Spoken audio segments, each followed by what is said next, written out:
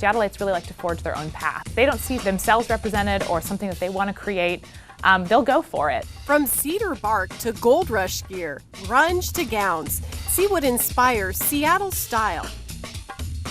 For kids, clothing means a lot. It's a large piece of their identity. The high cost of homecoming is out of reach for some, but a special group is helping to change that. Hey, more dress deliveries. And custom-built shoes help the zoo's new baby giraffe get a leg up on life. These stories and more next on CityStream.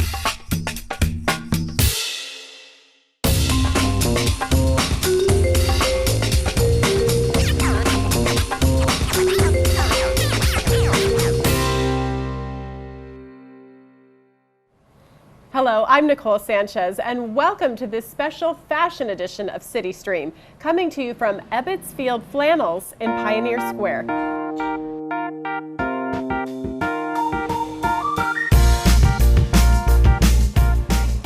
It started with one man's desire to find a vintage baseball jersey, but when he couldn't, he made one. Next, everyone wanted the shirt off Jerry Cohen's back. 30 years later, his company, Ebbets Field Flannels, is going strong, creating handcrafted apparel he says is timeless, not trendy. More on the company and its owner just ahead. Attire with attitude, moxie, mold breaking. That's how the international fashion community describes Seattle. The Museum of History and Industry is proving it with its new display called Seattle Style. It's a rare look inside its collection of 30,000 pieces. Diane Duthweiler takes a look. Seattle Style. We're a casual city. You know, I just like to wear shorts and sports tops. That works fine for me. Some people might say, hey, that's cool, and some people might say it's not. Whenever I'm out wearing heels, I always feel out of place because I feel like we're so laid back and casual. Who to say what's cool, you know? Miners heading to Alaska's late 1800s gold rush gave Seattle its first fashion cool. There were suppliers like Filson that produced really high quality gear that guys would tell each other, if you're coming through Seattle, you have to get Filson stuff, hardy, heavy wools, stuff that would kind of weather the elements. And so that was sort of the seed of that signature industry in Seattle. We also have in that section the story of Nordstrom, which was founded by money that came back from the gold rush. 100 years later, Nordstrom is selling Doc Martens as we make the scene again with grunge. But we also have this really cool loan from the Museum of Pop Culture of a sweater and a hat that belonged to Kurt Cobain. A standalone sweater might not feel like grunge unless you know about the person who wore it. Mohai fashion curator Clara Berg points out that in between gold and grunge, Seattle was frequently fashion forward. After nearly dying of cold, Eddie Bauer patents his quilted down coats. 40 years later, Seattle busts out as a casual wear capital. One of the stories we tell in the exhibit is about this big jeans boom that we had starting in the 70s into the 1980s with brands like Genera and Britannia and Union Bay and Shah Safari. Tropically themed Tommy Bahama is a Seattle company.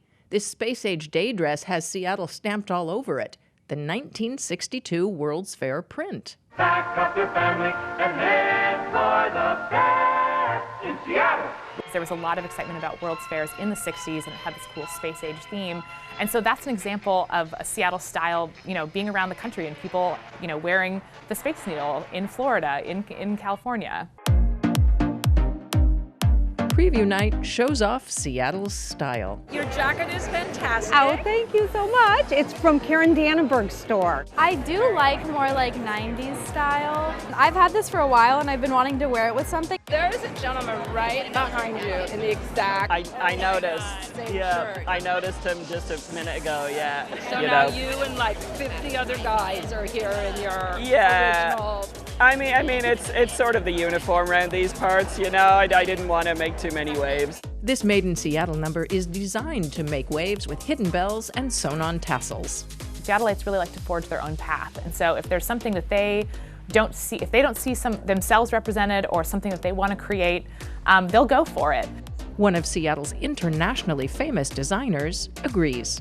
They have the confidence to just do what they want. They don't really follow trend at all times. They really follow their own path. Luly Yang shop is the one with the eye candy windows on 4th Avenue.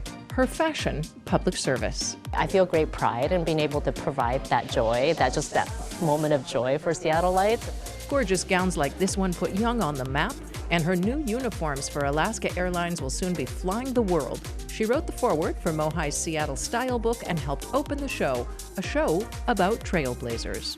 Native clothing has influenced Seattle's clothing from the beginning. And cedar bark was a material that was used very commonly by the Coast Salish people.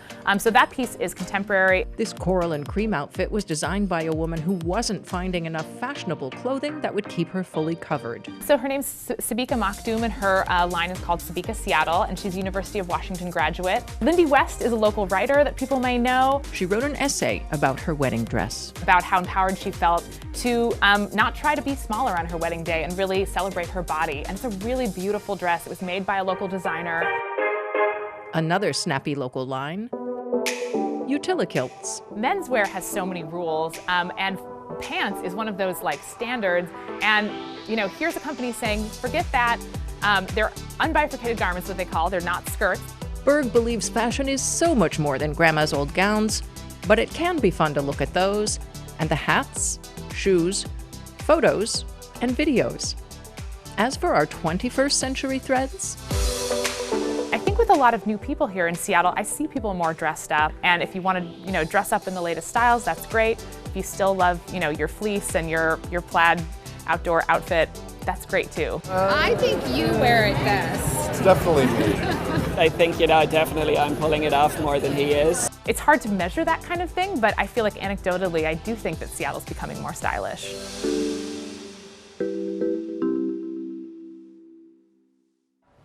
Mohai's Seattle Style exhibit is on display through October 14th. The museum also puts on a fashion exhibit each spring, so stay tuned for that next year.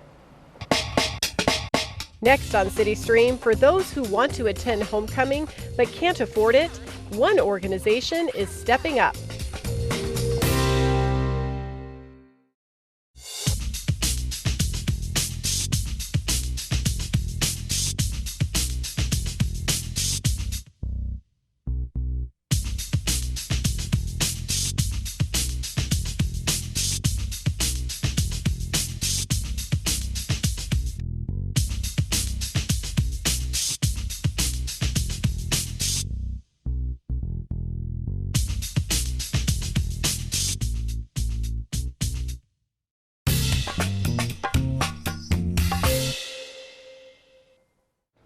This time of year, a lot of high school students can be thinking more about homecoming than homework. I remember the excitement, trying on the dress, getting the accessories, the shoes, the makeup. But nowadays, that can total on average around $600, making for a tough decision for some families.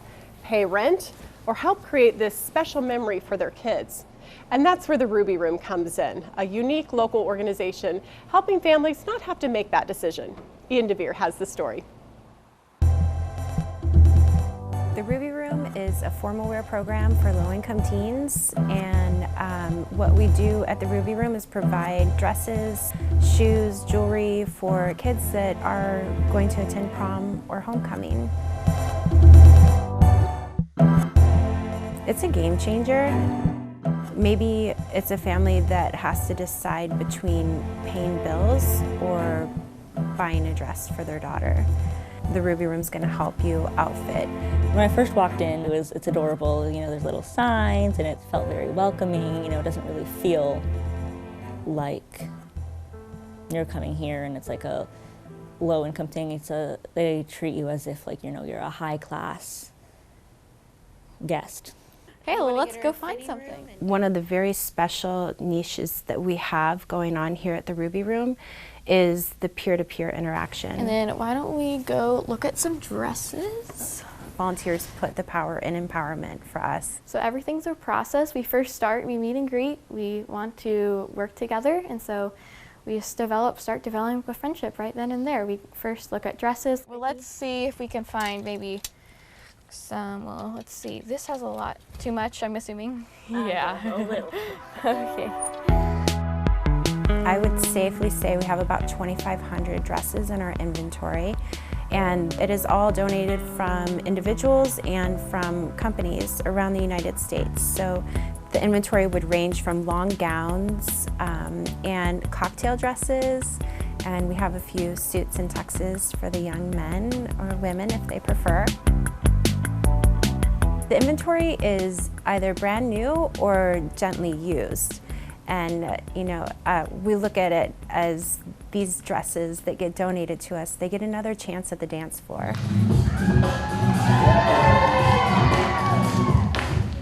So both of our programs, the Ruby Room and Fashion Workshops, are funded through our Ion Fashion event, and that's held in the spring each year. It's a fashion show and design competition. Each designer is competing against one another for a grand prize. And so what we do is we have the designers come into the boutique, picking out materials, deconstructing those materials, and creating new runway looks that we then auction off. So the whole crowd gets to be a part of the fashion show. I really love the organization. I love what they stand for. And so for me to be able to use my passion and my skill to help someone else is it's an amazing experience. You know, they have amazing garments.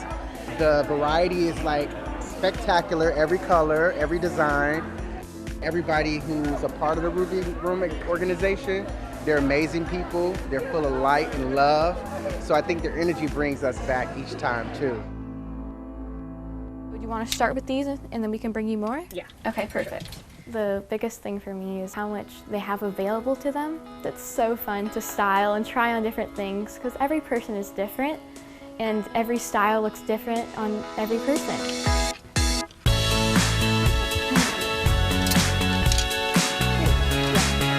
I had an idea of what I wanted. I came in and I was like, I definitely want a short dress. It's for homecoming. Something maybe sparkly, a little bit of pink. We try on multiple styles, sizes, lengths, whatever seems to fit. Okay, more dress deliveries. There were tight-fitting and loose-fitting. There were sparkly and not sparkly, completely different styles. And after, I lost count of how many dresses. Did you see this one? It's not sparkly. It's cute, but it's not my thing. Cute. Okay. We were like, oh, is this going to be a rare experience where we don't find this girl a dress? I got dressed and I was kind of ready to leave, and then... Did we look at this one? Oh, it's really cute. Is that interesting? She picked out this one last dress. I don't know if I have the energy to try on another dress. It was the last dress, and she wasn't going to try it on, and I said, but wait a minute.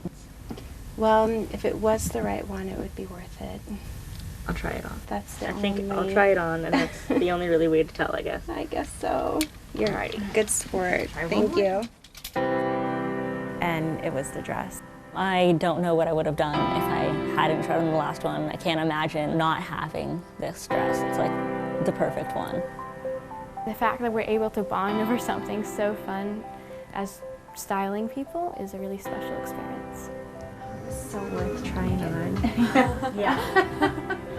For kids, clothing means a lot. It's a large piece of their identity. They're young, they're still developing, and they have everything to prove to the world. We know that our job is much more than finding a girl a dress. It's helping her look in the mirror and see something that sparkles inside of her, something that she can look back and feel the love for herself, and that we take that pretty serious here. Right. See you later. Bye. I'm very happy.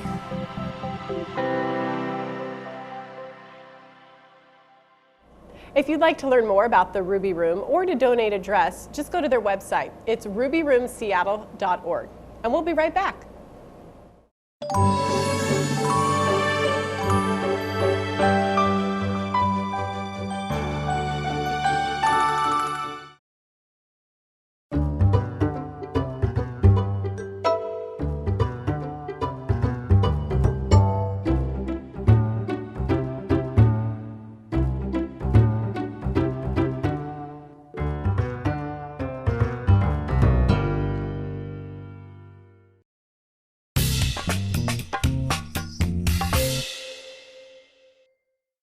Joining us now is Jerry Cohen, the owner and founder of Ebbets Field Flannels. What a great space this is. Thanks for having us. Thank you for coming. And I understand you have been in business for 30 years, very notable.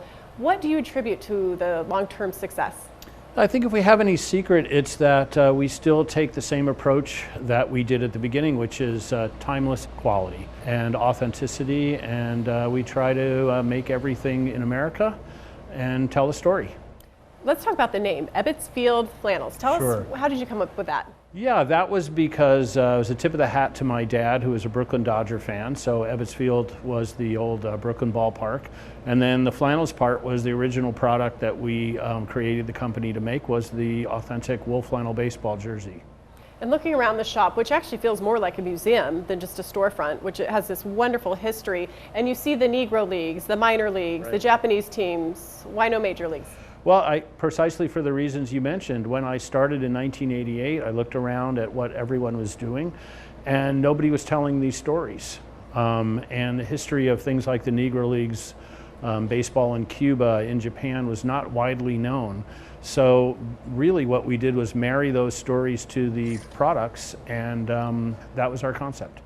Your success proves that people will pay for handcrafted, high-quality items. Can you talk about the manufacturing process? Yeah, I think depending on what it is, if it's something that was actually worn on field, we still try to make it the same way it was back in the day. So if it's a 1950s baseball cap, for example, we not only put the logo on there from that time, but we actually make the construction of the crown the same. We try to use the same manufacturing techniques, and I think we go the extra mile to make sure it's really historically accurate. And a certain amount of people will pay what it costs to do that. And I understand some of your merchandise has appeared on the big screen and at major events. Do tell, that sounds fun. Yeah, I mean, lots of them, but most recently we did the uniforms for the movie 42 about Jackie Robinson. A lot more recently in New York, we did the Tony Stone play, which is about the first woman professional player in the Negro Leagues in the 1950s. Jerry, when you look back on this success, 30 years, what are you most proud of? I think right now what I'm most proud of is we're on our second generation of customers, and people coming into the store or the warehouse telling us that their dad or mom brought them in, maybe 25 years ago, and having that connection with customers that I think is really emotional and is maybe a little different from some of the other sports clothing companies out there. Well, congratulations on all your success, and thanks for letting us be here in this wonderful space. Thank you. And just ahead on CityStream. A baby giraffe born with a defect is standing tall, thanks to a bit of ingenuity. That's next on CityStream.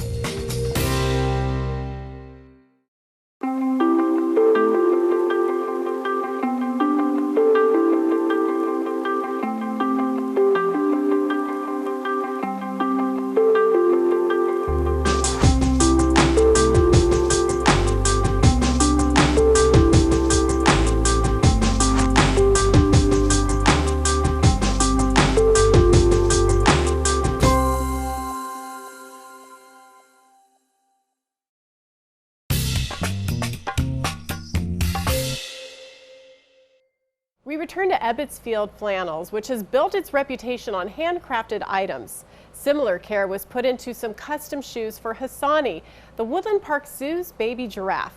Born with a defect, the zoo is using this unique situation to help everyone understand the differences between us all.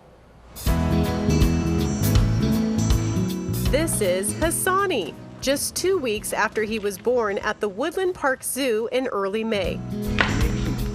Running around and happy, thanks to these special shoes that were created for his back legs. Hassani was born with a rare congenital defect. Zoo staff noticed right away.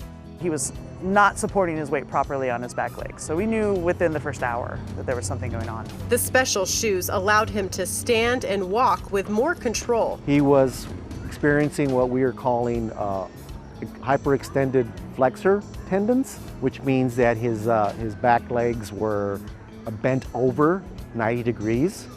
So he wasn't walking on his hooves, which is what he should have been doing. The condition, formerly known as hyperextended fetlocks, is more common in horses, so it's not something the zoo was anticipating. After taking x-rays, they decided to wrap his back legs to give him more support. This is an example of some of the bandages that we put on him initially. And the goal of the first bandages was simply to protect that tendon, to prevent him from doing any more damage to it. Zoo staff then started reaching out to colleagues across the country for advice. They determined Hassani needed custom shoes for his back legs. At first, they thought he'd need them for 3 months, but he only wore them a few weeks. There is just a little bit of that kinesiology tape, that KT tape left on his fetlocks, but he actually doesn't need it at this point. He's standing and walking perfectly. We just haven't gone in to remove it. We're hoping he'll take it off himself. Hassani's mom, Olivia, has done a great job of taking care of him, even with his medical condition. They are currently working on integrating him with his dad, Dave, and Aunt Tufani in the outdoor corral area. Once successful, they will move the herd to the roomier African savanna.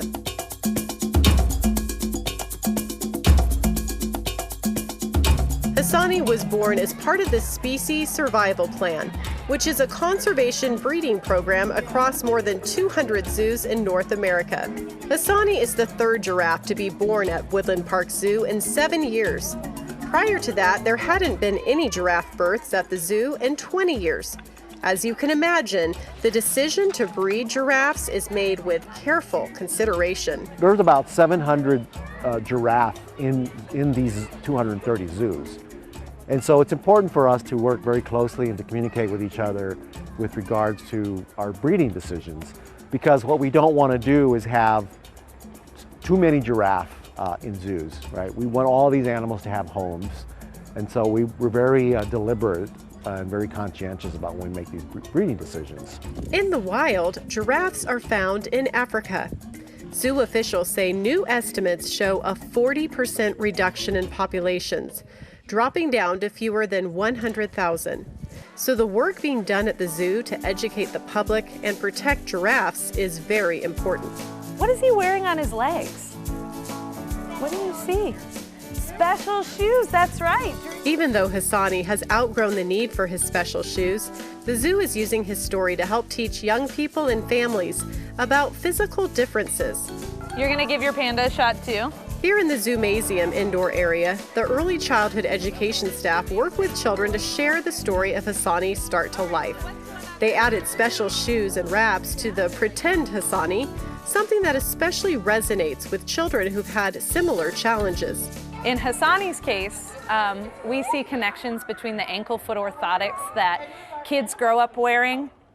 Those kids who have had that experience will see Hassani and they sort of light up when they see his purple wraps, knowing that they've had those purple wraps too, or when they see his special shoes, that they've had those special shoes too, and they really see themselves in Hassani's story. Is it time to wake the giraffe up? There we go. Children can pretend to be a veterinarian in this part of the zoo. No. Okay. They can play with vet supplies like plastic stethoscopes, thermometers, and weight scales to check on the stuffed animal's health. Parents say they appreciate the lessons being taught here about Hassani's leg condition to better promote empathy and the understanding of differences, life lessons everyone needs to know. Time with animals is always teaches compassion. So, but an opportunity to just see differences will always allow children to have more of an open mind. And even though Hassani will soon outgrow the need for any leg supports, his challenging start to life is a lesson the zoo says will last for many years to come.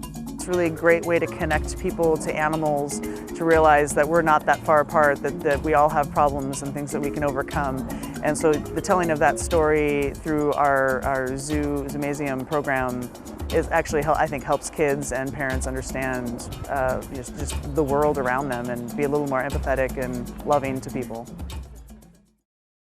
If Hassani had been born in the wild, zoo staffers say he wouldn't have survived. Male giraffes can weigh 3,000 pounds, so his feet wouldn't have been able to support him for long. And you can learn more about the Woodland Park Zoo and its efforts to protect endangered species by going to zoo.org.